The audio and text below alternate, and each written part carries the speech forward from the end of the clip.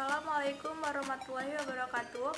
Perkenalkan, kami dari kelompok 5 yang beranggotakan saya sendiri yaitu Mutiara Zahra dan rekan kelompok saya yang bernama Haryanugrah Sinurat.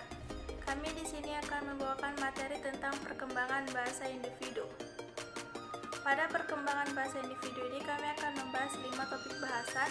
Yang pertama ada perkembangan bahasa individu, yang kedua ada ciri khas perkembangan bahasa anak, yang ketiga ada fase perkembangan bahasa anak, yang keempat ada faktor-faktor yang mempengaruhi perkembangan bahasa anak, dan yang terakhir yang kelima ada gangguan atau hambatan perkembangan bahasa individu. Bahasa merupakan sarana pengungkapan nilai-nilai budaya, pikiran, dan nilai-nilai kehidupan masyarakat.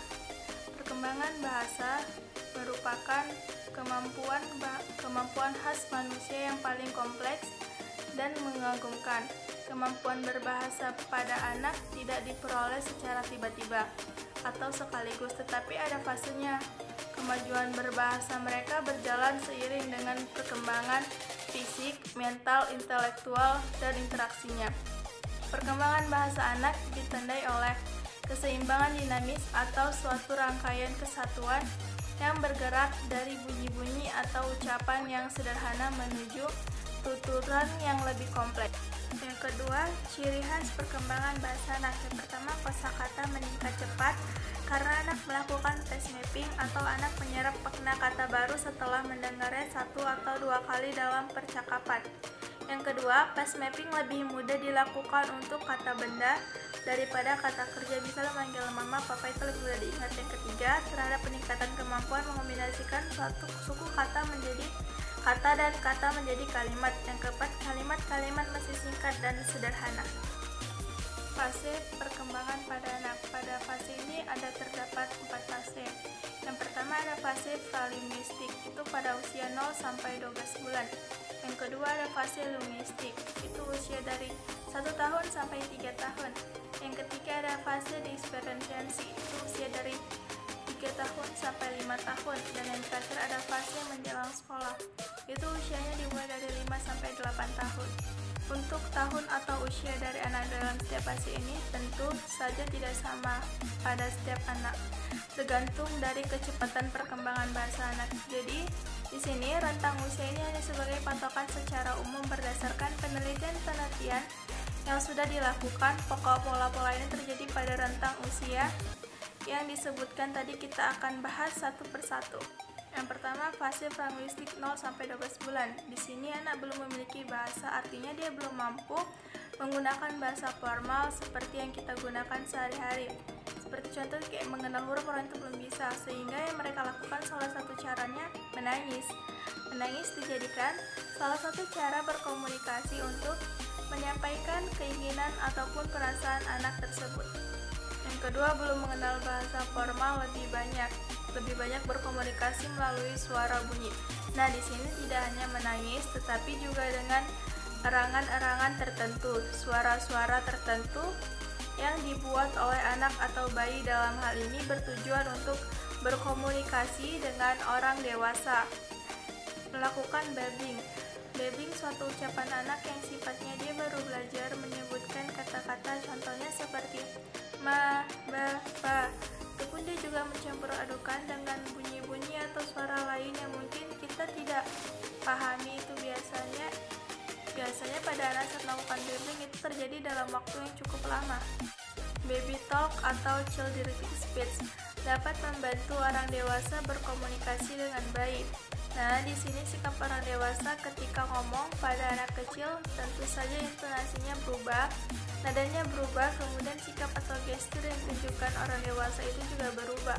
Dari segi bahasa digunakan bahasa yang sangat sederhana dan tidak menggunakan singkatan, sehingga akan lebih mudah dipahami terutama dalam konteks berkomunikasi dengan bayi usia 0 sampai 12 bulan ini.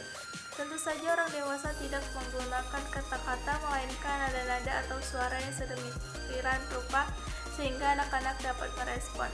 Contohnya seperti kita mengajak seorang anak bermain ciluk, pasti mereka akan merespon itu dengan ketawa, senyum, dan gembira. Sekian penjelasan dari fase pralinguistik. Fase linguistik akan dijelaskan oleh rekan teman kelompok saya yaitu Haryanugrah Sinurat. Baiklah, terima kasih kepada Mutiara. Saya Haryani Nurat akan melanjutkan fase linguistik dimulai dari umur 1 tahun sampai 3 tahun. Yang pertama, di sini anak sudah mampu mengucapkan keinginannya dimulai dari fase kalimat satu kata atau holoprastik. Contohnya seperti mama, papa, susu, mem, gitu. Yang kedua, di sini anak sudah mampu mengucapkan kata adjektif. Contohnya pada fase kalimat 2 kata. Contohnya seperti pesek, ada kucing, beli mainan, dan bola mana. Yang ketiga, di sini anak sudah mampu mengucapkan kalimat sederhana meskipun struktur kalimatnya belum tepat, namun ini sudah dapat dimengerti oleh orang-orang dewasa. Contohnya pada fase kalimat beberapa kata atau telegrafik. Contohnya seperti mama, mem nasi. Yang kedua, saya suka jeruk.